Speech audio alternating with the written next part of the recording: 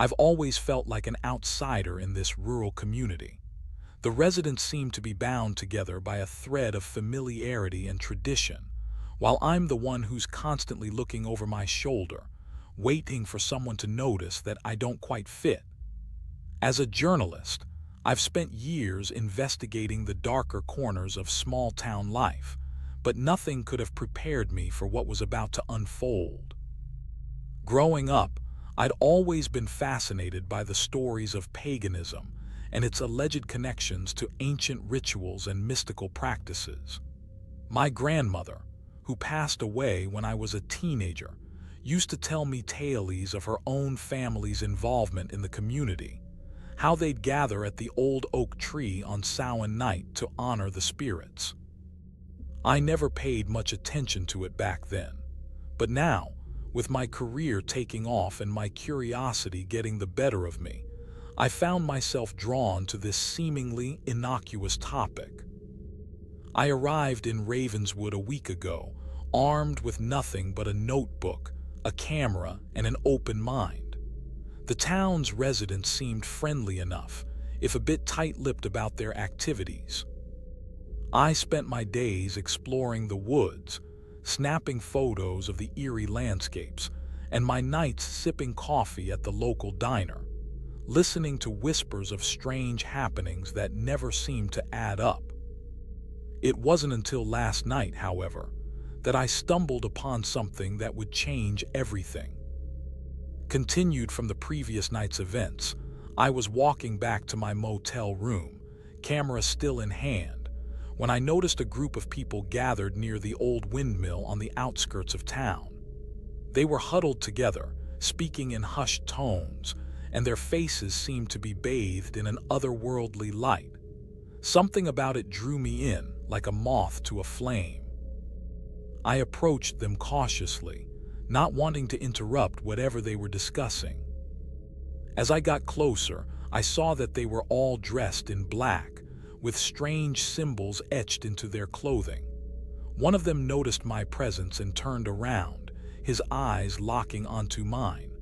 For a moment, we just stared at each other, the only sound being the creaking of the windmill's blades. "Can we help you?" he asked gruffly, his voice dripping with an unsettling intensity. I hesitated for a moment before explaining that I was just a journalist curious about the group's activities. To my surprise, he nodded and invited me to join them. I did, feeling a sense of trepidation as we began to discuss their ritual. They called themselves the Order of the Oak, and they believed in honoring the ancient ones through sacred rituals and human sacrifices. The more I listened, the more my skin crawled. How could something like this exist right under our noses?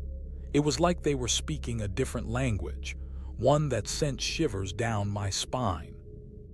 One of them handed me a small piece of paper with an address on it. "We're having a gathering tonight," he said. "You're welcome to attend." I felt a surge of excitement mixed with fear, but my curiosity got the better of me. I took the paper and tucked it into my pocket, feeling like I was taking a risk by attending this thing. As I watched them disperse and return to their daily lives, I couldn't shake off the feeling that I had stumbled upon something much bigger than myself, something sinister. And yet, I felt an overwhelming urge to attend this gathering, to see what exactly the Order of the Oak was capable of. I returned to the windmill's address, feeling a mix of excitement and trepidation.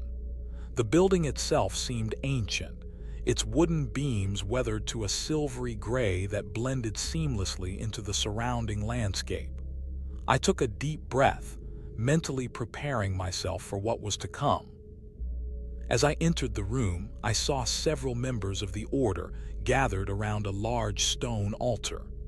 They turned to face me, their eyes warm and welcoming. The leader, a woman with long silver hair and piercing green eyes, approached me with a gentle smile. "Welcome, dear one," she said, her voice like honey on my tongue. "We've been expecting you. She extended a hand and I took it, feeling an instant sense of calm wash over me. The group introduced themselves as members of the Order, explaining that they were a community of like-minded individuals who sought to connect with the Ancient Ones through ritual and meditation. They spoke of their reverence for nature, their respect for the cycles of life and death, and their desire to live in harmony with the land. As we sipped tea and nibbled on sweet pastries, they began to ask me questions about my background, my interests, and my motivations. They seemed genuinely curious, but I couldn't shake off the feeling that there was something more to their inquiry, something hidden beneath the surface. The conversation turned to the topic of the balance, and how it was essential for maintaining harmony in the world. They spoke of the importance of respecting the natural order, of recognizing the interconnectedness of all things, and of honoring the sacred within ourselves and others. I nodded along, pretending to be interested, but my mind was racing with questions. What did they mean by the balance? And what lay behind their desire to maintain it? The evening wore on, and I found myself becoming more and more entrenched in the group's conversation. They spoke of their reverence for ancient deities, their respect for the land and its creatures, and their commitment to living in harmony with the natural world. As the night drew to a close, they invited me to join them on a hike through the nearby woods, to explore the sacred sites that held spiritual significance for the Order. I hesitated for a moment, unsure if I should be a part of this group, but something about their words resonated deep within me. I agreed to join them, and as we set off into the darkness, I felt a thrill of excitement mixed with trepidation. What lay ahead, and what secrets would the Order reveal to me in the depths of the forest? I followed the group through the woods, my senses heightened as we walked. The air was thick with the scent of damp earth and decaying leaves. We arrived at a clearing, and in the center stood an ancient stone circle, its stones worn smooth by time and weather. The members of the Order began to arrange themselves around the circle, their eyes closed as if in reverence. I watched in fascination as they lit candles made from tallow and beeswax, casting flickering shadows on the ground. They spoke in hushed tones, their words indistinguishable from one another. One of them handed me a small, intricately carved wooden box adorned with strange symbols that seemed to shift and writhe like living things. "This is for you," she said, her voice barely above a whisper. "Open it when the time is right." I took the box, feeling an electric thrill run through my veins. The symbols etched into its surface seemed to pulse with a malevolent energy, as if they were alive and watching me. As I turned the box over in my hands, I noticed that each symbol was associated with a different aspect of nature: the crescent moon, the serpent, the oak tree. They spoke of ancient rituals, of human sacrifices and dark pacts with malevolent forces. Their reverence for these symbols seemed to border on worship, and yet there was something unsettling about their devotion. I couldn't shake off the feeling that they were hiding something, that there was more to this cult than met the eye. As we continued our walk, the group began to discuss the concept of the threshold, a place where the veil between worlds is thin. They spoke of ancient ones who had mastered this art, who could traverse the threshold and return with forbidden knowledge. Their words sent shivers down my spine, and I couldn't help but wonder what lay beyond that threshold, and whether I was ready to cross it. I followed the group deeper into the woods, my curiosity piqued by their whispered conversations. They led me to a hidden glade, where an ancient tree towered above us, its branches twisted and gnarled with age. The leader, the woman with silver hair, began to speak in a low, hypnotic tone, her words weaving a spell that drew me in like a moth to flame. "We seek to harness the power of the ancients," she said, "to tap into the cosmic horrors that lurk beyond the veil of reality." I felt a shiver run down my spine as she revealed the cult's true purpose: to unlock the secrets of the Ancient Ones, to summon forth powers that would bring about a new era of terror and despair. The group began to chant, their voices rising and falling in a rhythmic cadence that seemed to echo through the forest itself. I watched in horror as they invoked the names of forgotten deities, their words dripping with malevolence and dark intent.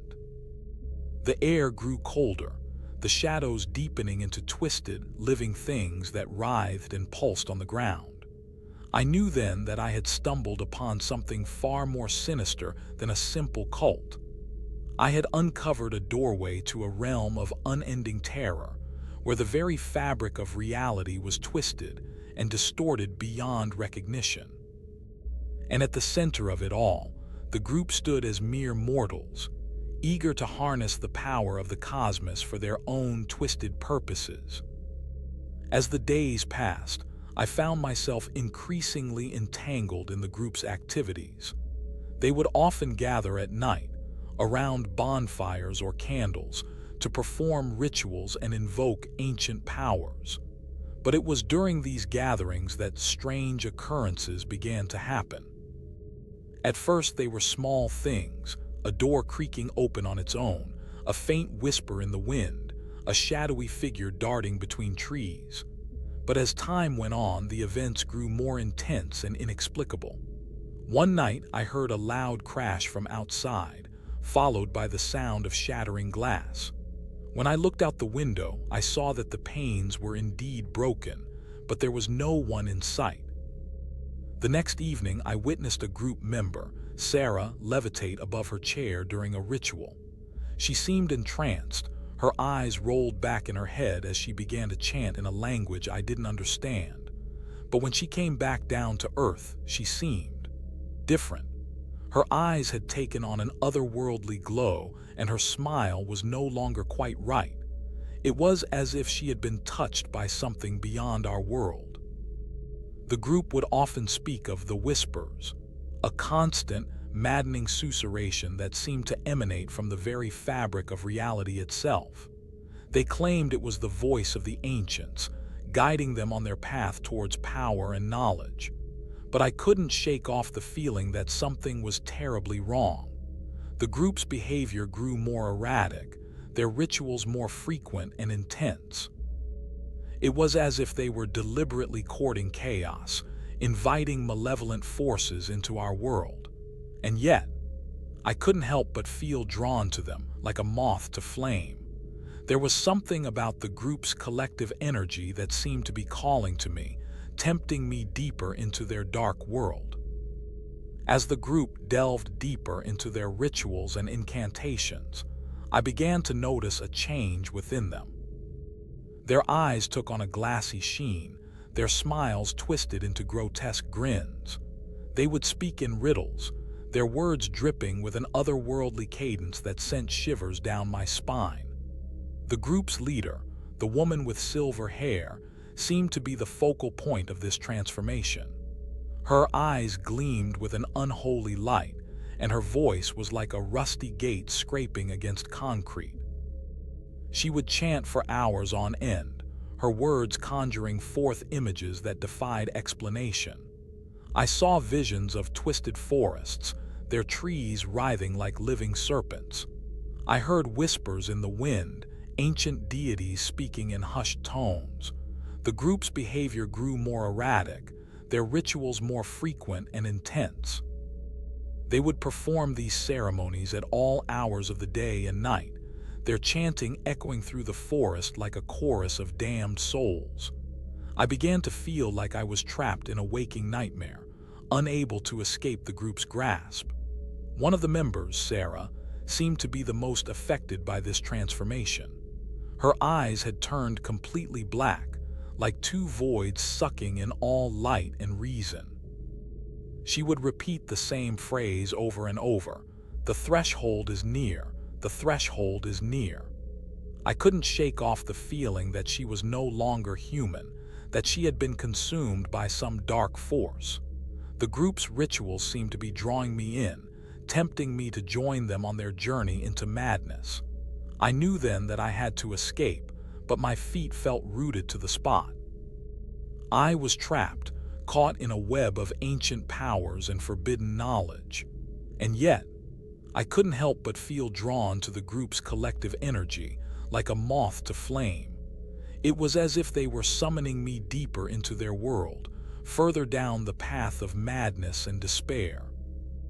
As the days turned into weeks, the tension within the group reached a boiling point. Some members began to become increasingly obsessed with uncovering the truth behind their rituals and incantations. They would spend hours poring over ancient texts, seeking answers to questions that seemed impossible to answer. The group's leader, the woman with silver hair, seemed to be fueling this obsession, her words dripping with an otherworldly intensity. She would promise revelations, hidden truths that would change their lives forever. But as the weeks went by, it became clear that she was hiding something. Her eyes gleamed with a malevolent light, and her smile was no longer quite right.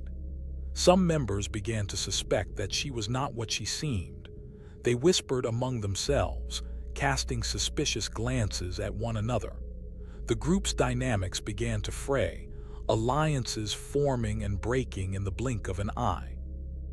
Sarah, the member who had once been so devoted to the group, now seemed distant, her black eyes fixed on some point beyond the horizon. She would whisper to herself, her voice barely audible, "The truth is near, I can feel it." Others began to notice strange symbols etched into the walls of their ritual space. They seemed to pulse with a dark energy, as if they were channels for some malevolent force. The group's rituals became more and more intense, the chanting louder, the incantations more complex. It was as if they were summoning something, but what? And why? I knew then that I had to escape, but my feet felt rooted to the spot. I was trapped, caught in a web of ancient powers and forbidden knowledge. The group's obsession with uncovering the truth seemed to be driving them all towards some catastrophic conclusion. I feared for their sanity, for their very souls. And yet, I couldn't help but feel drawn to the group's collective energy, like a moth to flame.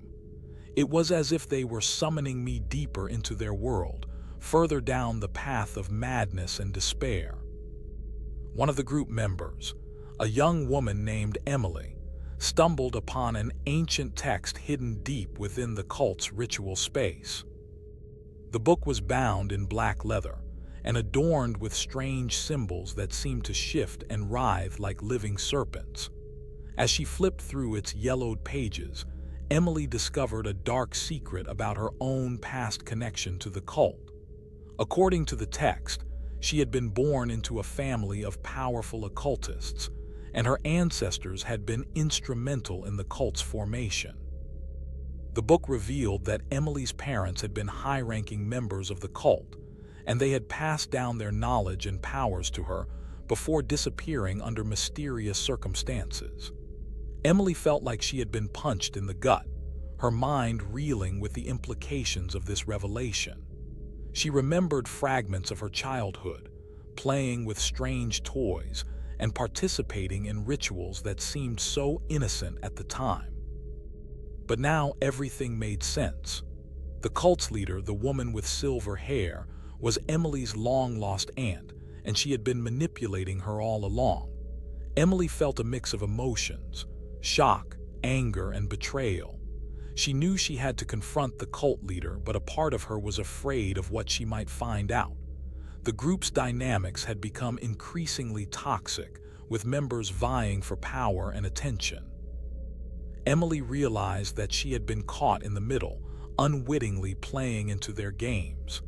As she turned to leave, Emily saw Sarah, the member who had once been so devoted to the cult, watching her with an unnerving intensity. "You're one of us now," Sarah said, her voice low and menacing. "You'll never be free." The group gathered around the cult leader, their faces twisted with anger and betrayal. The woman with silver hair stood tall, her eyes gleaming with an otherworldly intensity. "You fools," she spat, her voice dripping with contempt. "You think you can leave? You think you can escape?" She raised her hands, and the air around them seemed to ripple and distort. "This is not a cult, my friends," she said, her voice rising. "This is a tradition, a lineage that stretches back centuries, and you, Emily, are the key to its survival." The group gasped as Emily's eyes widened in horror. She remembered the ritual space, the symbols etched into the walls, and the strange energies that seemed to pulse through everything. It was all connected, she realized, to her own ancestry. "You see," the cult leader continued, her voice weaving a spell of persuasion, "our rituals are not just about summoning powers or gaining knowledge. They're about preserving the balance. And you, Emily, have the key to restoring that balance." The group looked at each other in confusion and fear, unsure of what to believe. Sarah stepped forward, her black eyes blazing with intensity. "No," she said, her voice low and menacing. "You'll never use her for your twisted purposes." The cult leader smiled, a cold, calculating smile. "Oh, but I already have," she said, her voice dripping with satisfaction. "I've been playing you all along, using my own powers to manipulate and control. And now, it's time for the final act." As the group tried to escape, they realized that they were trapped in a labyrinthine network of underground tunnels and chambers. The air was thick with the scent of decay and corruption, and the sound of dripping water echoed through the corridors like a chorus of the damned. They had been led deeper into the heart of the cult's lair, further from the light of day and closer to the darkness that lurked within. Every step they took seemed to lead them further down a rabbit hole of twisted corridors and hidden chambers, each one leading to more questions than answers. Where were they? How did they get here? And what lay at the heart of this twisted underground world? The group's hopes of escape began to dwindle as they stumbled through the darkness, their flashlights casting eerie shadows on the walls. They knew that they had to keep moving, but every step felt like a betrayal, as if they were being herded towards some unknown fate. And then, suddenly, they heard it. A low rumbling sound like thunder in the distance, but it was getting closer. The ground began to shake, and the walls started to tremble. It was coming for them, whatever it was. They knew that they had to run, but their feet felt heavy, as if rooted to the spot. And then, just as suddenly as it had begun, everything stopped. The rumbling ceased, the shaking subsided, and an oppressive silence fell over the group like a shroud. They stood there, frozen in terror, waiting for whatever was coming next. And then, out of the darkness, a figure emerged. The group is eventually consumed by the cosmic horror, leaving only one survivor to tell the tale. As the darkness closed in around them, they saw things that no human should ever have to witness. Twisted, eldritch creatures lurking in the shadows, eyes glowing with an otherworldly energy, and walls that seemed to shift and writhe like living things. The air was thick with an unseen presence, a malevolent force that seeped into their minds and souls, driving them mad with terror. One by one, they fell, consumed by the abyssal horror that lurked beneath the surface of reality. Sarah was the first to go, her screams echoing through the tunnels as she was dragged screaming into the void. Then, Emily followed, her eyes wide with terror as she was pulled into the abyss. The cult leader, too, did not escape, her face contorted in a scream of despair as she was consumed by the very powers she had sought to wield. Only one remained, a lone survivor who stumbled through the darkness, blind and disoriented. When they finally emerged into the bright light of day, they were a changed person, haunted by the memories of what they had witnessed. They knew that they would never be able to shake the feeling of being watched, of being hunted by unseen terrors. And so, they vowed to tell the tale, to to warn others of the horrors that lurked in the shadows, waiting to consume them. The story of the group's descent into madness and terror was etched into their mind forever, a reminder of the horrors that lay just beyond the edge of reality.